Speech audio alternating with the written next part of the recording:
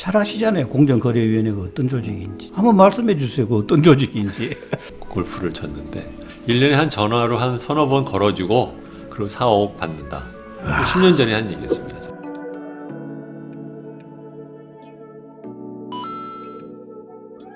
네, 여러분 안녕하십니까. 열린민주당 TV 주진우입니다.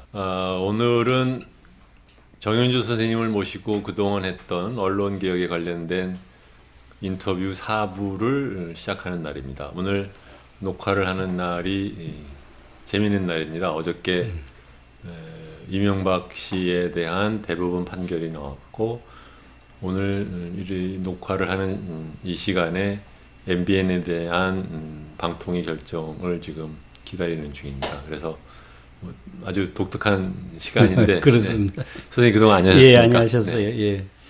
이발을 하셨습니다? 예, 이발했습니다. 저도 지금 했습니다. 아, 그래요? 방송 출연인데 좀 네, 네. 이쁘게 보이려고. 저도 그 머리카락이 길면 확실히 좀 어슷해 보이더라고요. 예, 그래요. 그래서 예.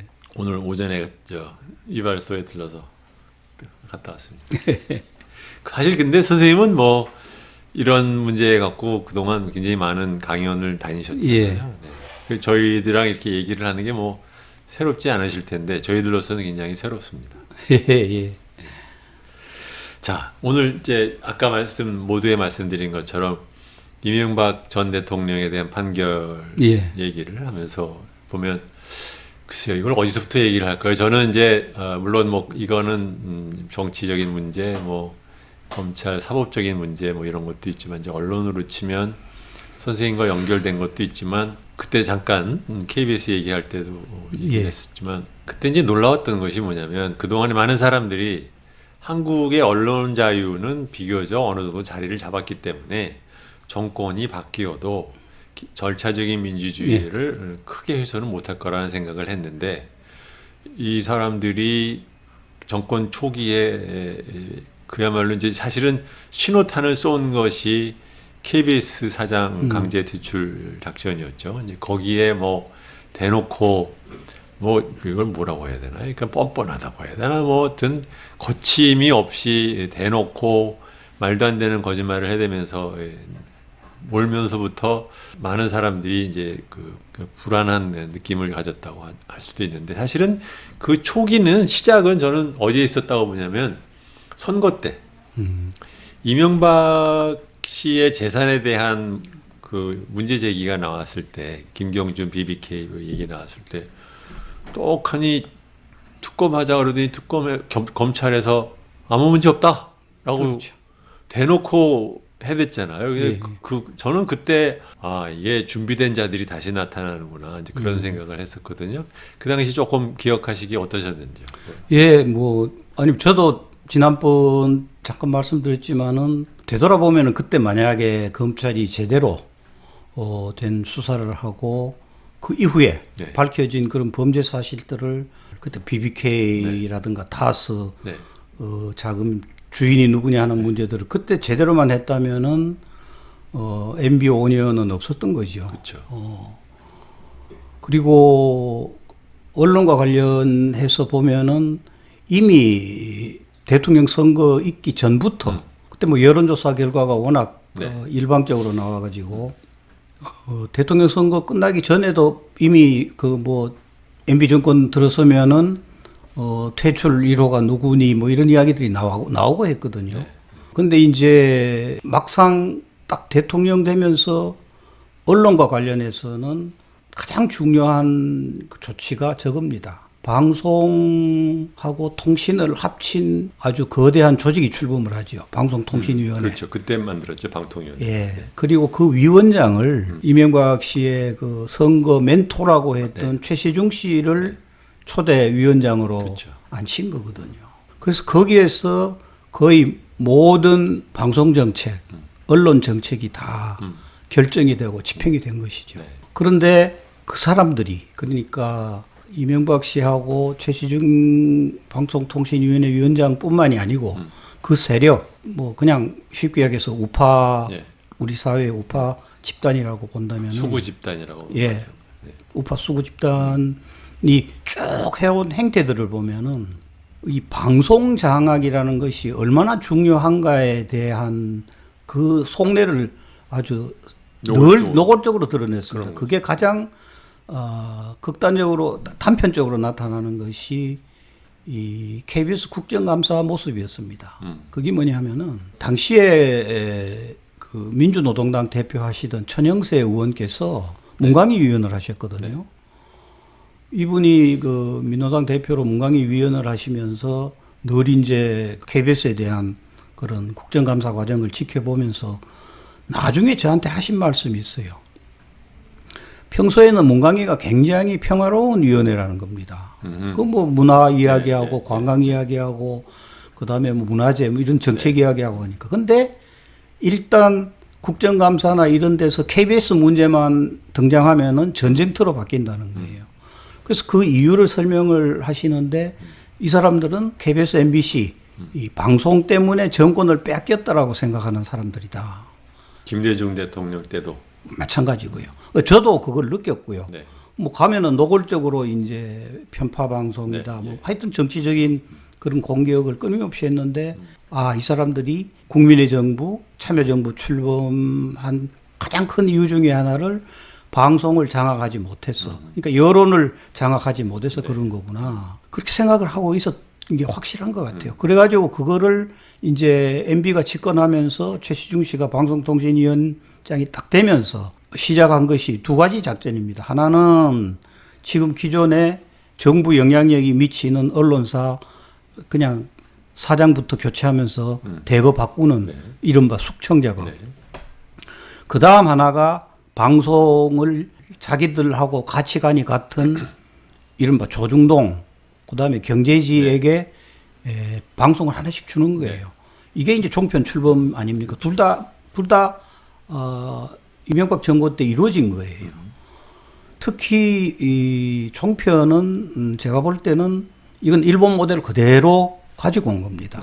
그러니까 일본이 전체적으로 여론 시장이 거기는 압도적으로 보수적인 데다가 그런 신문사마다 뭐 아싸이든 이런 신문사마다 방송을 하나씩 줘서 5대 민방위 있지 않습니까? 그러니까 방송하고 신문이 거의 압도적으로 보수적이다 보니까 자민련 장기 집권이 가능했던 그 모델을 MB 정권 때 최시중 씨가 주도를 해서 그대로 도입한 것이 종편입니다. 그래서 조중동뿐만 아니라 매일경제도 종편을 주고 그래서 이제 출범을 한 것이죠. 그래서 이게 사실은 단순히 방송사한테 종편에 날개를 달아준 정도가 아니라 여론 시장을 완전히 자기들 편으로 만들어 가지고 수구 우파의 장기 집권 터전을 만든 것이다. 종편은 그러니까 말하자면 우파의 장기 집권 전략의 일환인 거죠. 저는 그렇게 봅니다. 예. 그게 저는 일본과 일본 모델을 가져왔다는 생각은 못 하고 있었는데 그 말씀 듣고 보니까 그런. 저는 그때 그 뼈저리게 느꼈고 실제로 그 덕에 자민당이 이렇게 장기 집권할 수 있는 게 바로 거죠. 예. 언론 장악과 선거구 조작 이 두 가지로 하는. 그렇습니다. 예, 그렇습니다. 뭐 한 가지 좀 비하인드 스토리인데 사실은 2009년에 가을입니다. 이맘때입니다. 제가 한겨레 신문에 가서 후배들 있는 자리에서 우리 한겨레도 종편하자. 시사 채널 하자라는 제안을 한 적이 있습니다. 그러니까 왜 해야 되느냐에 대해서 쭉 설명을 한 적이 있어요. 그리고 그때 당시 한겨레 경영진도 그런 의지가 좀 있었어요. 근데 제가 그때 이미 11년 전에 봤을 때 종이신문은 이건 미래가 없다. 그리고 만약에 조중동한테 종편까지 갔는데 그나마 진보의 맥이라고 할 수 있는 한겨레가 그 수단을 갖지 못하면은 참 여론 시장에서 살아남기가 어렵겠구나라는 생각. 뭐 저뿐만 아니라 여러 사람이 했죠. 근데 가서 이제 해야 되겠다라는 이야기를 했는데 결국 한겨레에서 접었습니다. 여러 가지 그 이유가 있었을 테지만은 물론 뭐 자본을 동원하는 것도 쉽지 않았고 또 지난번 제가 한겨레 때도 잠시 말씀드렸습니다만은 3년마다 바뀌는 그런 사장 거버넌스 체제에서 엄청난 결정을 하는 것이 쉽지 않는 그런 한계점도 있었고 또 한 가지는 명분상 그때 한겨레가 종편 출범을 맹렬하게 반대를 했거든요. 한편으로는 반대하면서 다른 한편으로는 한겨레는 이제 말하자면 이제 그런 언론 장악을 막기 위해서는 방송과 신문의 겸용을 반대한다라는 게 했죠. 입장이었죠. 네. 그런데다가 그 실제로 하면은 그 이 소위 명분상 그렇죠. 모순이 생기잖아요. 그래서 이제 결국 명분 때문에 결국 못한 건데 저는 또 그때 전략적인 선택을 해야 되지 않느냐 해서 후배들한테 한번 그런 이야기를 하긴 했습니다만은 현실적으로 가능할까라는 데에 대해서는 그때도 근데 뭐 한겨레 신문 처음 창간할 때도 뭐 현실성만 생각했다면 출범할 수가 없었죠. 네.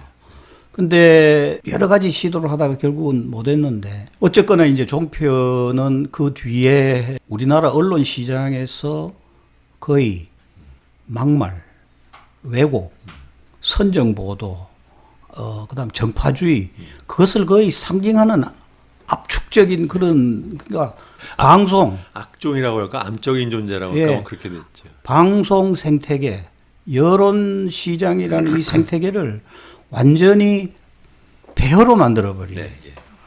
쓰레기통처럼 그렇죠. 만들어버리는 게 종편이거든요. 그게 얘기를 이제 시작하기 전에 독을 풀어버리니까 그냥 모든 게 다 진흙탕이나 독탕이 되는 거죠. 그렇습니다.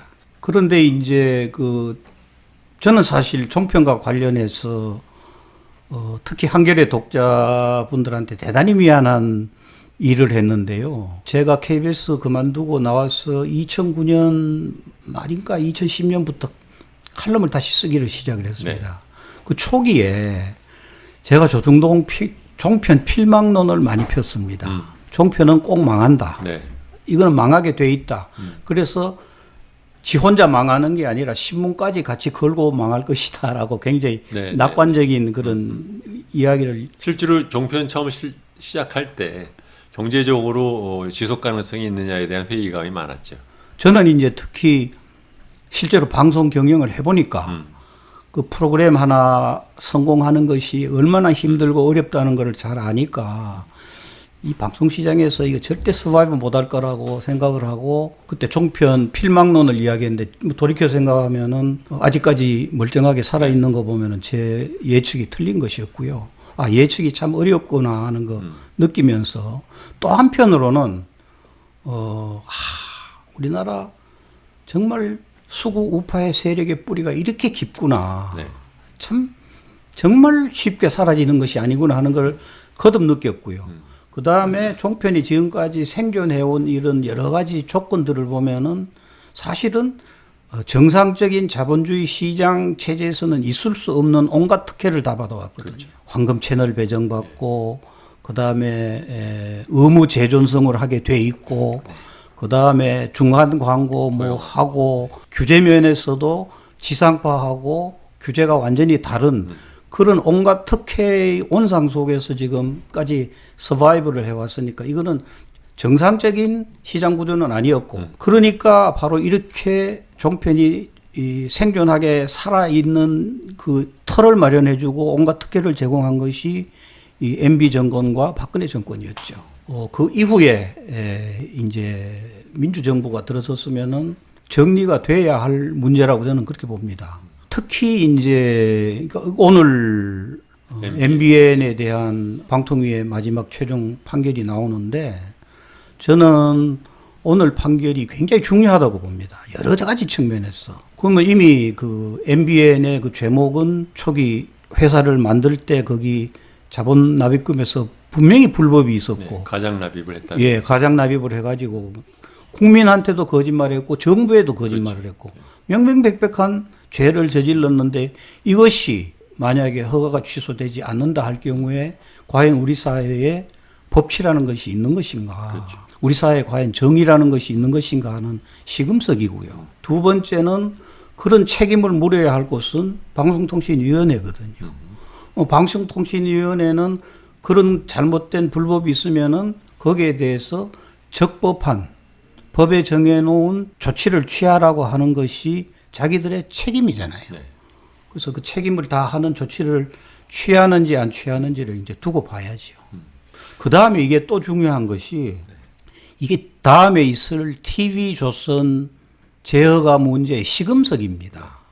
만약에 MBN에 대한 그런 불법을 자행한 종편에 대해서 적법한 조치를 취하지 않고 이건 소위 말하는 실정법을 위반했는데도 그렇죠. 조치를 안 한다고 하면 그렇죠. 네. 그건 뭐 실정법 그렇죠. 실정법을 위반했는데도 만약에 허가 취소가 되지 않는다면은 그렇다면 그건 진짜 대마불수하고 그렇죠. 네. 뭐 보도에 대한 법정 제재를 넘었는데도 더욱더 건드릴 수가 없는 거죠. 그 정도로는. 그러니까 그렇죠. 그래서 오늘 저게 굉장히 중요한 그런 시금석인데 특히 TV조선 경우에는 지금 며칠 전에 이제 최종적으로 방송통신심의위원회 전체 회의에서 법정 제재를 추가를 받아가지고 지난 봄에 있었던 재허가 할 때 조건부로 달아놨던 것이 5개 법정 제재를 5개 이하로 해야 되는 그렇죠. 거를 이제 6개가 됐죠. 6개가 돼서 그 규정을 없앤 거거든요. 그러니까 이거는 지난번에 조건부 재허가를 해줄 때 그 조건 조건부가 위반이죠. 네. 무효화된 겁니다. 그렇죠. 그렇다면 당연히 TV조선도 허가 취소가 되어야 되는 겁니다. 근데 TV조선은 이번이 3번째거든요. 6개 되면서 소위 재허가 승인에 부적합하다는 것을 받는 것이 3번째입니다. 네. 그러니까 3 스트라이크 아웃이 돼야 되는 겁니다. 첫 번째가 2017년 봄에 했던 그때 재허가 심사에서 총점이 이제 재허가 할 때 총점이 네. 1000점입니다. 네. 1000점 중에 650점, 그러니까 평균으로 65점이죠. 네. 100점 만점에 60점. 650점 이상을 받으면은 제어가 됩니다. 네. 그런데 첫 번째 2017년에 TV조선이 625점을 받았어요. 그랬군요. 그러니까 650점을 못 받아가지고 만약 이것도 사실은 허가 기준대로 하면은 그때 그냥 첫 번째 허가가 취소돼야 되는 겁니다. 그때도 이제 조건부로 서바이벌 한번 했고 원 스트라이크 아웃. 지난번 봄에 봄에는 1000점에서 653점을 받았어요. 그러니까 3점을 간신히 네. 턱을 걸었는데 공적 책임 부분에서 과락을 했습니다. 공적 책임 부분이 만점이 210점인데 거기에서 104점밖에 못 받았어요. 그래서 과락을 했기 때문에 그때도 허가 취소를 할 명분이 있었습니다. 근데 그때도 또 조건부라고 그래가지고 이 생명을 연장시켜 줬거든요. 투 스트라이크 아웃이죠. 투 스트라이크이시죠.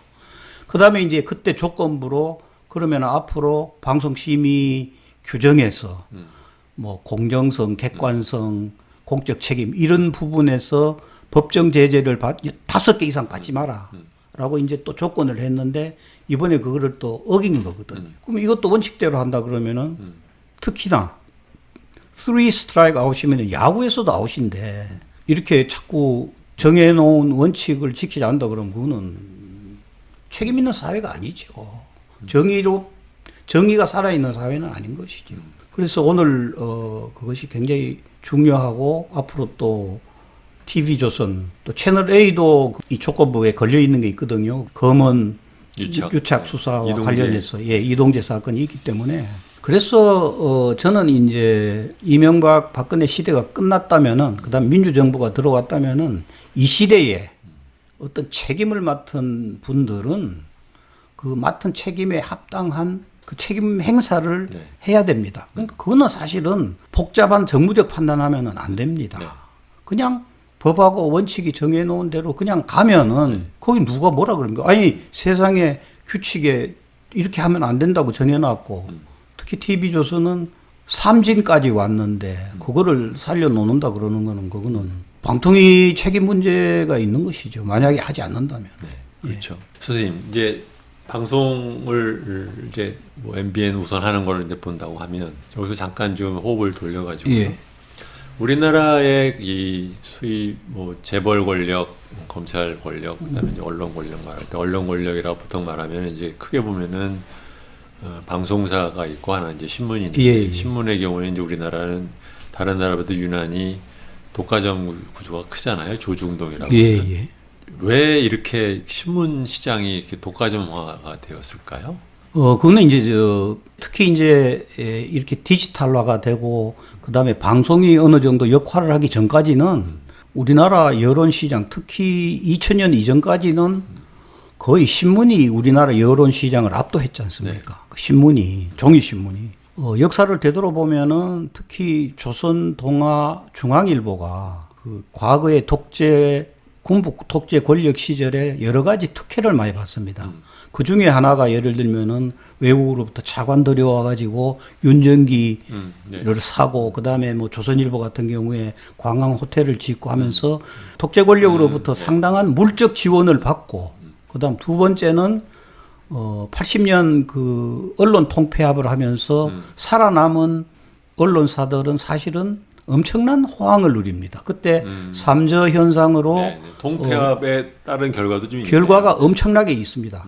그때는 삼저 현상으로 경제도 상당히 호황을 누렸고 그래서 광고 시장이 폭발을 했고요. 그런데 언론 통폐합으로 언론 숫자는 팍 줄어버리고, 그러니까 남아있는 언론사들의 성장세는 굉장히 폭발적이었죠. 옛날을 돌이켜 보면 그때 이제 우리 일부 때 얘기를 했지만 당시에 60년대 70년대 신문 시장은 제 기억에 동아일보가 압도적으로 1위였고 그다음에 바짝 쫓아가는 게 한국일보였고 조선일보는 좀 저 밑이었던 것 같고 중앙일보는 뭐 사실 뭐 신문 취급도 제대로 못 받던 그런 데였는데, 이것이 동아일보는 이제 자유언론 수호 그때부터 이제 꺾기 시작하면서 그 이후에 특별히 정권으로부터 받은 게 별로 없었는지 우리 그냥 시들비들 그냥 특별히 그 경영진이 좀 못났던 것도 좀 어느 정도 큰 작용을 하지 않았나 예, 싶고 예. 김병관이가 그 사람이 무능했죠. 그런 사람이 있었고, 거기에 비하면 조선일보는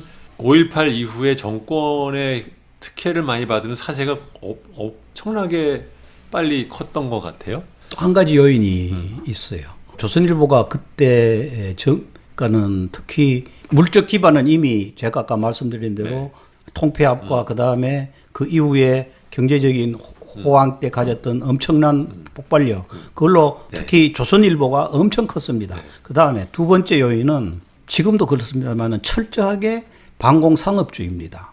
그러니까는 거기는 이 우리 사회의 이 우파를 타겟으로 해가지고 냉전, 그다음에 북한에 대한 혐오, 뭐 화해 협력에 대한 철저한 비판, 이런 그 이 반공 이데올로기, 반공 장사를 정말 잘했어요. 그게 근데요, 조선일보 70년대만 해도 그렇지는 않았지. 그렇게까지 가지는 않았습니다. 그게 이제 바뀌었어요.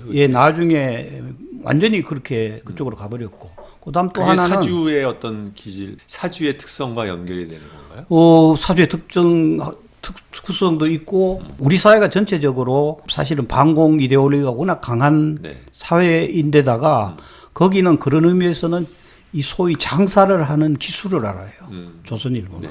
저는 그렇게 봅니다. 그다음 또 하나는 권력하고 밀착 관계에 있으면서 고급 정보들을 많이 뽑아냈어요.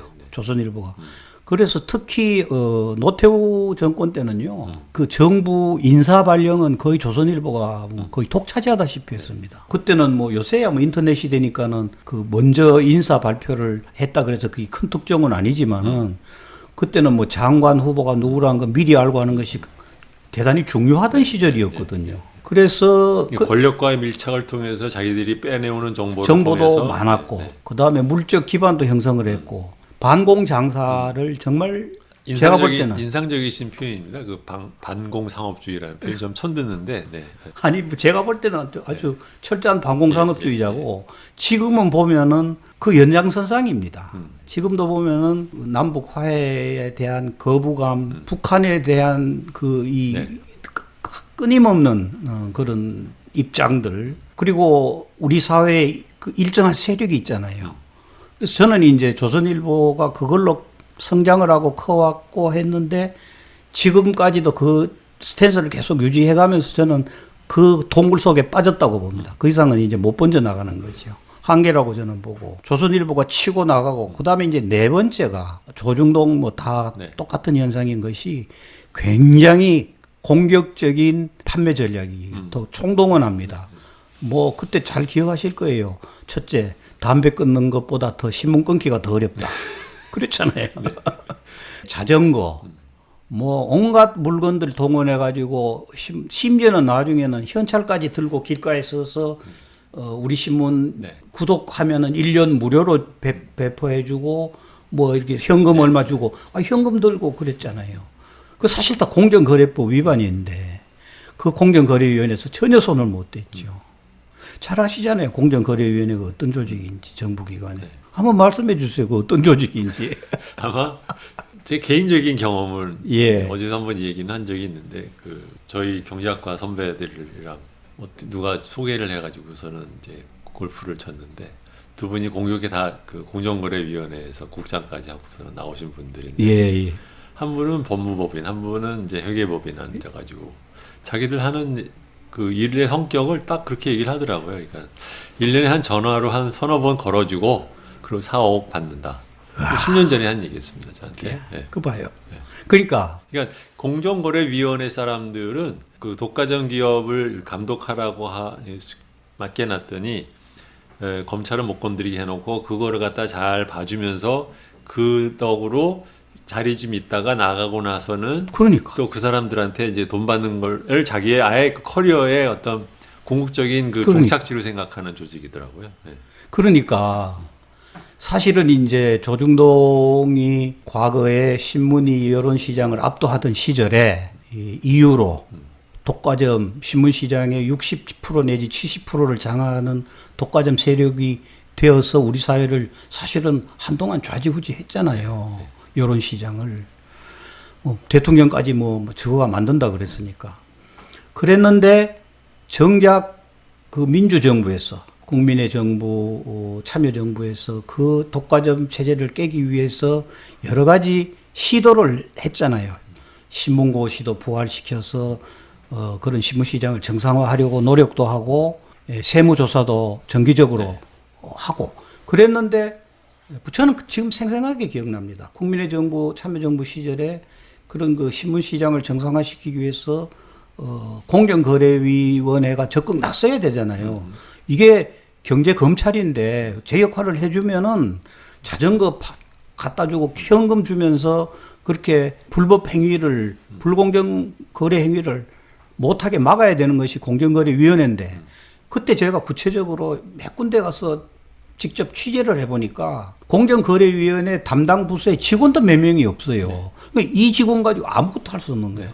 그렇다 그래가지고 무슨 밑에 구체적인 플랜이 있는 것도 아니고 이 집단이 검찰은 자기들 그만두고 난 뒤에 엄청난 정관예우를 하면서 경제적인 어마어마한 부를 누리는 게 조건이 갖춰져 있고 경제검찰인 공정거래위원회는 또 어마어마한 기득권 세력과의 밀착이 돼 있어서 노후 걱정 안 해도 되는 그런 관계잖아요. 그러니까 이 존재들이, 이 자들이 과연 자기 자리를 걸고 기득권 세력하고 싸우겠느냐 이게요. 그러니까는 조중동하고 싸우겠느냐 이겁니다. 그러니까 그거를 언론을 개혁을 하고 뭔가 좀 제대로 하려면은 손발로 움직여줘야 하는 정부 기관들이 전혀 안 움직였어요. 전혀 움직이지 않았습니다. 저는 신문고시 부활되고 공정거래위원회에서 제 역할을 하지 못하는 그거 보고는 이게 정부 기관에서 하는 언론 개혁은 불가능하구나 하는 거를 그때 이미 절감을 했고요. 근데 어쨌거나 이제 신문 시장은 굉장히 오랫동안 독과점제를 유지를 했죠. 그리고 과거에는 신문 시장의 독과점을 어떻게 해체하느냐 하는 것이 사실은 언론 개혁의 중요한 과제 중에 하나였어요. 그렇죠. 결국 성공은 못했고요. 근데 이제 나중에 이게 디지털 시대가 와가지고 그 권력을 해체를 했죠. 그러니까 엉뚱한 데서 이 기술 발전, 기술의 변화로, 예, 통신 기술의 변화로 디지털 혁명으로 그냥 조중동 독과점 체제가 해체되더라고요. 그거는 이제 디지털 혁명의 빛이죠. 아주 좋은 반짝반짝 빛나는. 한편으로는 이제 독과점 신문사들은 디지털 혁명이 일어나는 것 때문에 자기네들이 장기적으로 사양 산업이 되는 걸 아니까 정편 당선으로 갈 생각을 했던 거고 우파 세력은 자기네들이 정권을 유지하기 위해서 그렇죠. 정권을 장악해야 되니까 이 둘이 만나가지고 종편의 합작을 만들어낸 거죠. 만들어져서 이제 지금까지 온 건데 방송을 하면서 자기들 정권이 계속 유지됐다면은 우파 수구 세력의 그런 그 권력이 계속 유지됐다면은 사실은 그냥 가는 거죠. 가는데 방송 경우에는 3년마다 이 제어가 절차를 꼭 밟아야 돼요. KBS, MBC 다 마찬가지고 SBS. 그래서 방송 그 제어가 규정이 상당히 엄격하게 만들어져 있습니다. 그것도 MB 시절에 다 만든 건데 거기에 보면은 이 여러 가지 그 까다로운 규정들이 많아요. 그래서 함부로는 할 수 없던데 저는 이제 구체적인 범죄 행위가 다 확인이 됐고 그다음에 지금이 정의를 실현해야 되고 또 정부의 각 부처들이 자기 책임 맡은 바를 다 해야 하는 민주 정부 시대니까 방통위에서 좀 제대로 해달라는 거죠. 방통위에 실제로 만약에 이런 식으로 그 뭐 명백한 잘못을 저지른 방송사를 몇 개를 더 없애면 도리어 어부지리로 살아남는 또 종편들이 또 펄펄 날 수도 있겠습니다. 그래요. 네. 예, 그렇습니다. 예. 근데 사실 근데 그 종편은 왜 저는 이제 그 생각을 해봤어요. 종편은 왜 저렇게까지 할까 굳이 아무로나 저기도 규제 산업이기 때문에 영원히 저럴 수 없을 텐데 생각해 보면 아마 본인들도 고민이 그러니까 돈이 안 되니까 투자는 받아놓고 해야 되는데 계속적으로 대규모 이제 초기 적자뿐만이 아니라 계속적인 적자가 나니까 성전적인 것으로 그렇게 해서라도 말하자면 미니멈 최소한의 이제 시청률이라도 좀 얹어볼까라는 생각을 하나 하는 건가. 저도 보고 있으면 저 사람들도 고민은 많이 될 것 같아요. 예, 정확하게 보신 건데요. 제가 이제 종편 출범한 이후에 쭉 이렇게 관찰해온 바로는 초기에 굉장히 헤맸습니다. 그리고 초기에 종편에 가서 제작과 편집을 책임지고 지휘하던 사람들이 대부분 지상파 출신들입니다. 그렇죠. 뭐 KBS에서도 간 친구들 많고 MBC 쪽에서도 가고 그랬는데 이 사람들이 가서는 지상파 하던 식으로 했어요. 그럼 이게 비용이 많이 들어갑니다. 뭐 드라마 가령 TV조선에서 한반도인가 뭐 하는 그런 제목의 드라마를 만들었다가 실패했죠. 엄청난 제작비를 들였는데 실패를 했고 예능 프로 같은 경우에는 이거는 예능 프로는 드라마 같은 경우에는 이제 뭐 하나가 이른바 방송사 문자로 대박이 터져도 그거는 시리즈 끝나면 끝났는데 진짜 방송사에 돈벌이를 해주는 거는 예능 프로입니다. 예능 프로는 하나 대박 터지면은 이건 뭐 10년 이상 갑니다. 제작 비용도 그렇게 높지 않은데 제작 비용도 뭐 그렇게 높지도 않고 근데 그래도 제작비 제법 많이 들어가요. 근데 어쨌거나 초기에 그 지상파 경험자들이 와서 했는데 이게 성공을 못 거뒀는데 방송 시간은 떼야 되겠고 그래서 제작비 제일 싸게 들어가고 자기들 목소리를 높이는 것이 시사 정보 토크쇼예요. 10만 원짜리 패널리스트 4명 불러다 놓고 한 2시간 그러니까 몇십만 원 주면서 그냥 몇 시간씩 근데 이게 뜻밖에도 시청률들이 높았어요.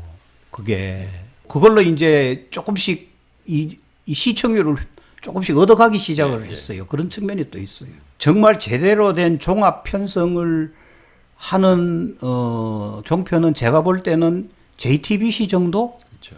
나머지는 사실은 종합 편성이라고 하기 어려울 정도의 편성과 그걸 해왔거든요. 근데 이제 조중동 종편 중에서 나는 다 신문처럼 망가질 줄 알았는데 뜻밖에도 또 JTBC는 손석희 선생이 가가지고 뭔가 거기에서 다른 종편하고는 다른 것을 보여줘서 그거는 일종의 기적 같다고 저는 이제 그렇게 높이 평가를 하고요. 그러나 어쨌거나 이제 그 시사 프로그램들을 하면서 다른 종편들이 출구를 찾았어요.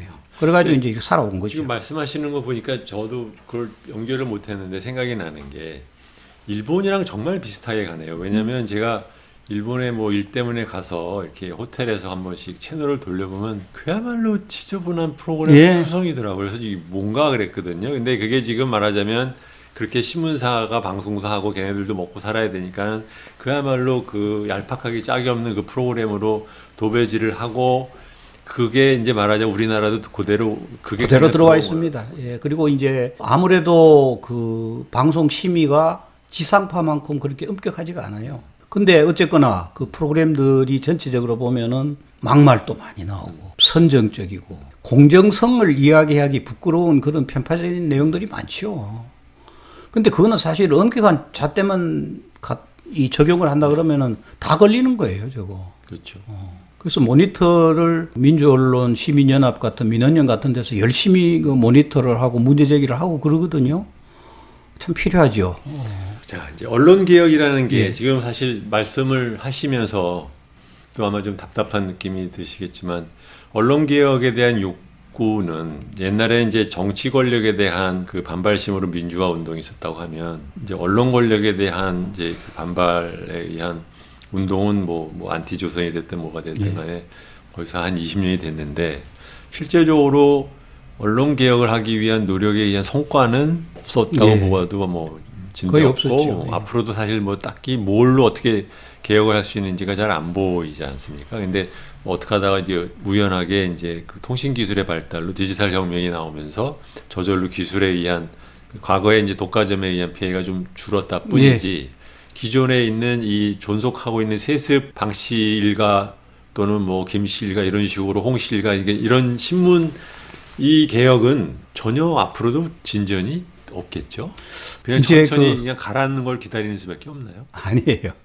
이게 이제 첫 번째 제가 말씀드리고 싶은 거는 이제 언론 개혁이 이렇게 사회적으로 굉장히 중요한 과제로 지금 일이 이제 네. 떠올랐지 않습니까? 그렇죠. 그거는 뭐 여러 가지 이유가 있겠습니다만은 가장 가깝게는 작년에 조국 전 법무부 장관에 대한 검찰 권력의 거의 일방적인 그런 남용, 권력 남용 수사. 그때의 언론이 어떤 행태를 보였는지 그 이후에 여러 가지 큰 사건들, 뭐 정의연 사건이나 뭐 여러 가지 사건들에서 보이는 행태들이 과연 이게 언론이 맞느냐. 이제 그런 의심을 나게 해서 검찰 권력을 개혁해야 된다는 사회적 지금 시대 과제로 떠오른 게 하나 있고 똑같은 이유로 언론 이것도 고치지 않고는 우리 사회가 어떻게 제대로 가겠느냐. 그래서 언론 개혁에 대한 욕구가 강하게 된 게 최근 1년 사이에 있었던 그것이 아주 중요한 요인 중에 하나라고 저는 일단 보고요.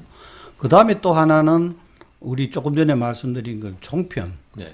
종편이 그렇게 뭐 막말 뭐 사실 언론이라고 언론의 저널리즘의 기본이라고 하는 것들을 다 네. 망가뜨리는 그런 행태들을 쭉 봐오면서 이게 도대체 저널리즘의 기준이 어디 있느냐? 네. 도대체 우리나라 언론 믿을 수 있느냐? 네. 이게 과연 공정하냐? 그랬는데 그런 것들을 보여주는 구체적인 사례들이 국제적인 혹은 국내에서 그런 것들이 자료로 또 데이터가 나왔단 말이에요. 네. 이게 막 겹쳐집니다.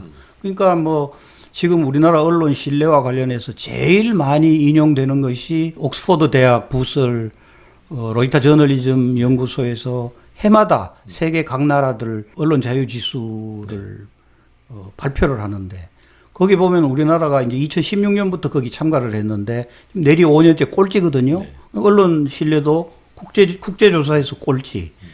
근데 언론 자유는 정작 아시아권에서 1위란 말이에요. 그러니까 언론 자유는 마음껏 누리면서 뭐야 이거 신뢰도가 이렇게 떨어지는 게 이게 뭐야. 그런 언론에 대한 근본적인 물음이 하나가 있고 네. 그 다음에는 이제 3년 전에 한국언론진흥재단에서 기자 한 1,600여 명을 상대로 여론조사를 한 것이 있습니다. 거기에 보면은 기자들한테 우리나라 언론 지금 믿을만 하냐, 공정하냐, 정확하냐, 그걸 물어보니까 17.4%가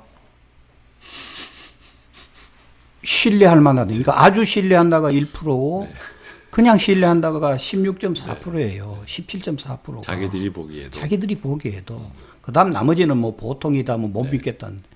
공정성은 그보다 더 떨어져 가지고 더 밑에고 정확성도 또 미치고. 그러니까 그 여론조사 결과는 딴 사람도 아니고 기자들을 상대로 물어봤더니 그 대답이 나온 거예요. 그거하고 좀 다른 여론조사인데 그 이듬해인가 아까 말씀드린 한국언론진흥재단에서 심층 인터뷰를 한 게 있습니다.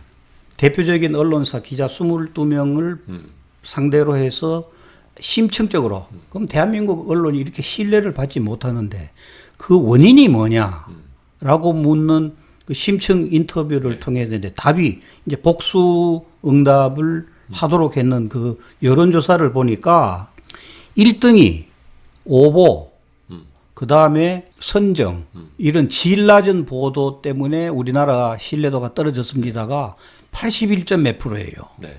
1등이 제일 큰 원인으로.